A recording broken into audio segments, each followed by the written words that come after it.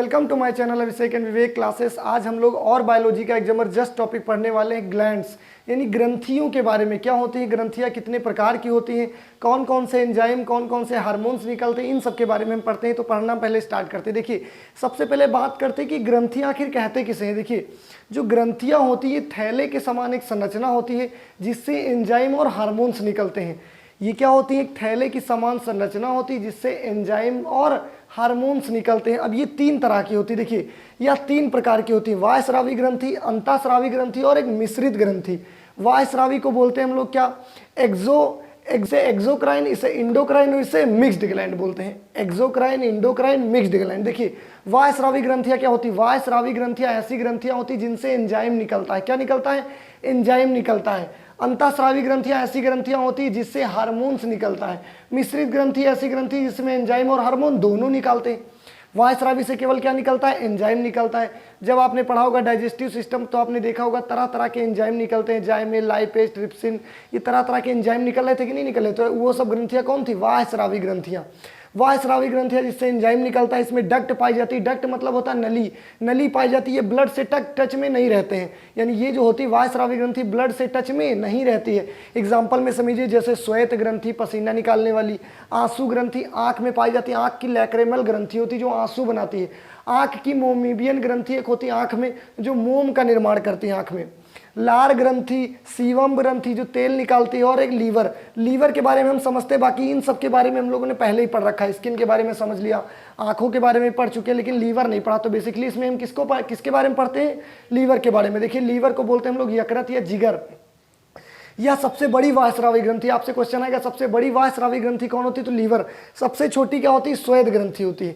फाइब्रोनेजिन तथा हिपैरिन का संश्लेषण कहाँ होता है, लीवर में होता है।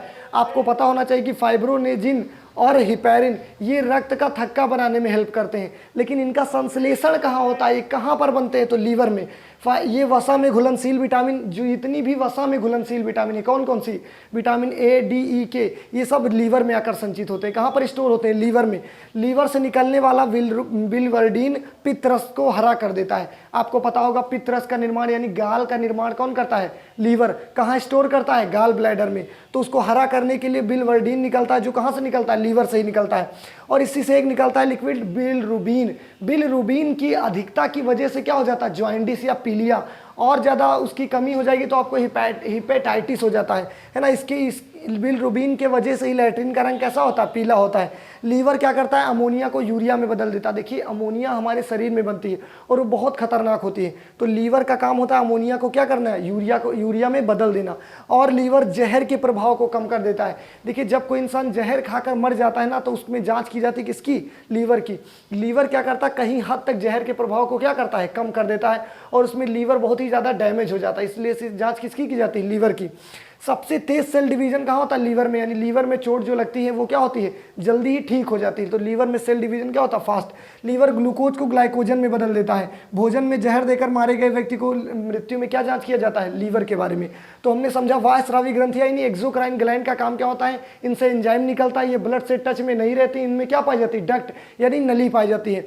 इन सब के बारे में पहले ही पढ़ चुके हैं। यकृत के बारे में हमने समझ लिया। अब हम समझते हैं किसके बारे में, अंतःस्रावी ग्रंथियों के बारे में। देखिए, अंतःस्रावी ग्रंथियों से हार्मोन्स निकलते हैं। क्या निकलते हैं, हार्मोन्स निकलते हैं। अंतःस्रावी ग्रंथियां ब्लड से टच में रहती हैं और इसमें डक्ट नहीं पाई जाती है, इनसे हार्मोन्स निकलते हैं। अंतःस्रावी ग्रंथियां देखिए कई सारी होती हैं, तो हम एक एक को करके पढ़ेंगे।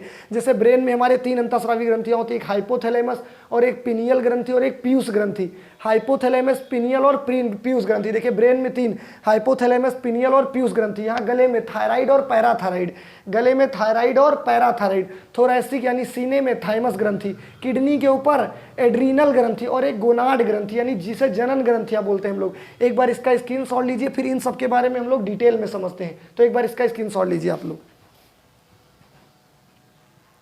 समझते हैं अंतःस्रावी ग्रंथियों के बारे में। देखिए, अंतःस्रावी ग्रंथियां ऐसी ग्रंथियां होती हैं जिनसे निकलते हैं हार्मोन्स। अब ये कई तरह की होती हैं, अंतःस्रावी ग्रंथियां कई होती हैं। सबसे पहले हम समझते हैं पीयूष ग्रंथि के बारे में। देखिए, जो पीयूष ग्रंथि होती है वो ब्रेन में पाई जाती है। सबसे पहले हम समझते हैं ब्रेन में तीन ग्रंथियां पाई जाती हैं, एक तो पीयूष ग्रंथि और एक हमारी एक हाइपोथैलेमस, पीयूष ग्रंथि, हाइपोथैलेमस और पिनियल ग्रंथि। तो सबसे पहले देखते हैं पीयूष ग्रंथि। देखिए ये दूसरी सबसे छोटी ग्रंथि होती है। पहली सबसे छोटी ग्रंथि क्या होती है वो आगे समझेंगे। ये दूसरी सबसे छोटी ग्रंथि होती है, इसे मास्टर ग्रंथि भी कहते हैं, या ब्रेन में पाई जाती है। यह सभी ग्रंथियों को क्या करती, कंट्रोल करती, सबको कंट्रोल करती। लेकिन क्वेश्चन आएगा ऐसा कि पैराथायरॉइड ग्रंथि इसके कंट्रोल से बाहर होती है। ये क्वेश्चन कई बार पूछा गया, ऐसी कौन सी ग्रंथि है जो पीयूष ग्रंथि के कंट्रोल से बाहर रहती है, यानी इस पे इसका कंट्रोल नहीं होता, वो कौन होती है, पैराथायरॉइड ग्रंथि। देखिए जो पीयूष ग्रंथि उसी से 3 तरह के हार्मोन निकलते हैं, TSH, STH और LTH। TSH, STH और LTH। TSH का मतलब होता है thyroid stimulating hormone, thyroid stimulating hormones.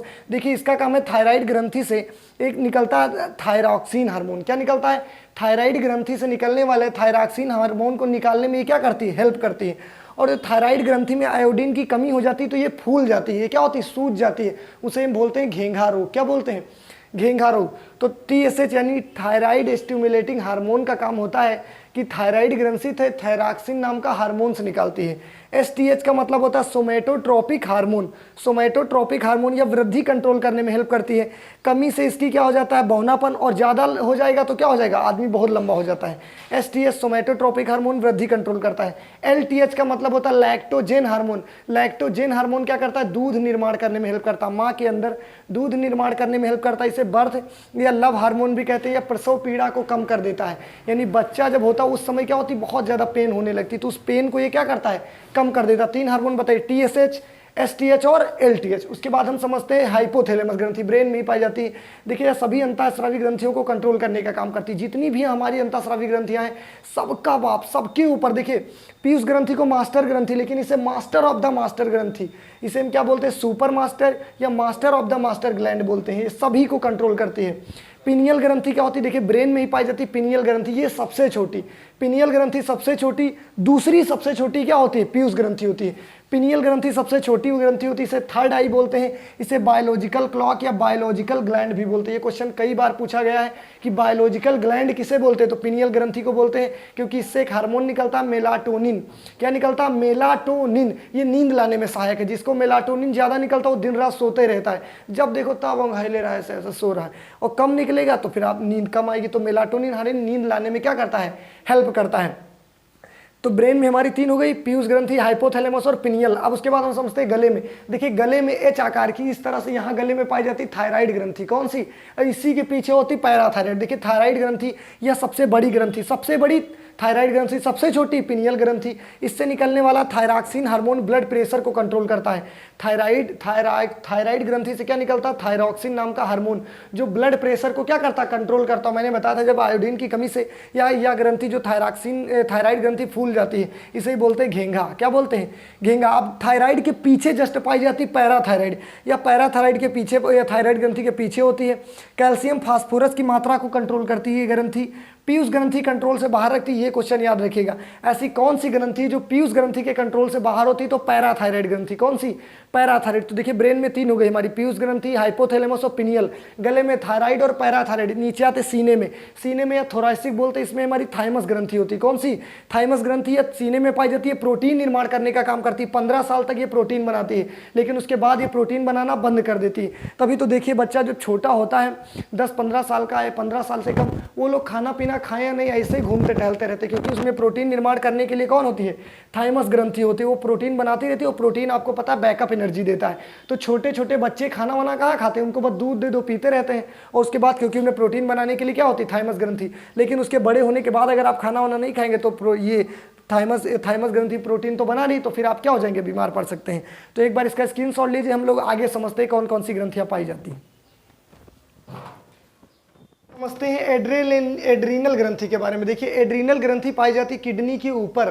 Kidney को बोलते हैं वृक्क, और वृक्क के ऊपर है तो इसे बोलते हैं अधिवृक्क। इसे बोलते हैं एड्रीनल ग्रंथि। इसे बॉडीगार्ड भी बोलते हैं।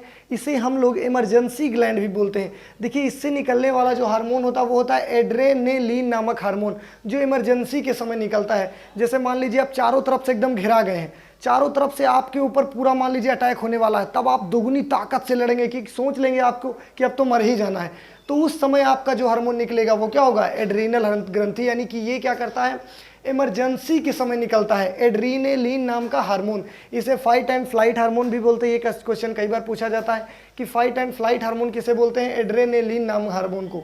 इसे लाइफ सेविंग हार्मोन भी कहा जाता है। इसके बाद होती है हमारी गोनाड ग्रंथि, इसे बोलते हैं जनन ग्रंथि भी। जनन अंगों में जो सहायक ग्रंथियां होती हैं उन्हें बोलते हैं जनन ग्रंथि। जैसे मेल में होता टेस्टिस, फीमेल में क्या होता है? ओवरी। इससे 3 तरह के हार्मोन निकलते हैं, एस्ट्रोजन, प्रोजेस्टेन और रिलैक्सिन। एस्ट्रोजन, प्रोजेस्टेन और रिलैक्सिन। एस्ट्रोजन क्या करता है? एस्ट्रोजन नामक हार्मोन क्या करता है? ओवम बनाने में हेल्प करता है। प्रोजेस्टेरॉन बेबी जो पेट में होता है उसे प्रोटेक्शन देने का काम करता है।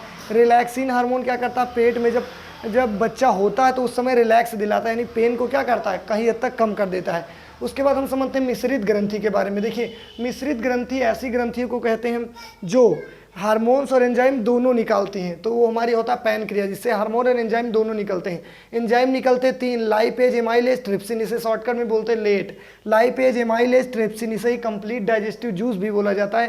ये डाइजेस्टिव सिस्टम में आप लोगों ने पढ़ा होगा, लेट, लाइपेज, एमाइलेज, ट्रिप्सिन। और इसे देखिए, जो पैनक्रिया जो होता है 3 तरह की सेल से मिलकर बना होता है, अल्फा, बीटा और गामा सेल।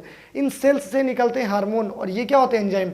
अल्फा सेल से ग्लूकेगान नाम का हार्मोन निकलता है जो ग्लूकोज के लेवल को बढ़ाता है। बीटा सेल से इंसुलिन निकलता है, इंसुलिन की कमी से क्या हो जाता है? मधुमेह हो जाता है। ये कहाँ से निकलता है? बीटा सेल से। और कहाँ से? पैनक्रियाज बोल देंगे, ऑप्शन में ना आएगा तो। गामा सेल, इससे सोमैटोस्टेरॉन नाम का हार्मोन निकलता है जो क्या करता है? भोजन को पचाने में हेल्प करता है कि नहीं? तो ये हो जाती है हमारी ग्रंथियाँ। एक बार शुरू से देख लेते हैं। 3 तरह की ग्रंथियां होती हैं, अंतःस्रावी, बाह्यस्रावी और मिश्रित ग्रंथियां। अंतःस्रावी ग्रंथियां देखिए, ब्रेन में हाइपोथैलेमस, पिनियल ग्रंथि और पीयूष ग्रंथि। हाइपोथैलेमस को master of the master gland बोलते हैं। पिनियल ग्रंथि से निकलता है मेलाटोनिन नाम का हार्मोन जो नींद लाने में सहायक है। पीयूष ग्रंथि 3 हार्मोन एसटीएच, टीएसएच और एलटीएच हार्मोन निकलते हैं। उसके बाद गले में थायराइड और पैराथायराइड। थायराइड ग्रंथि सबसे बड़ी ग्रंथि। पैराथायराइड ग्रंथि क्या होती है? पीयूष ग्रंथि के कंट्रोल से बाहर होती है। सीने में थाइमस ग्रंथि जो 15 साल की उम्र तक प्रोटीन निर्माण करती है। उसके बाद किडनी के ऊपर एड्रीनल ग्रंथि, फिर गोनाड ग्रंथि, उसके बाद ये पैनक्रियाज, मिश्रित ग्रंथि। तो ये आ जाता है आपका ग्रंथियां टॉपिक।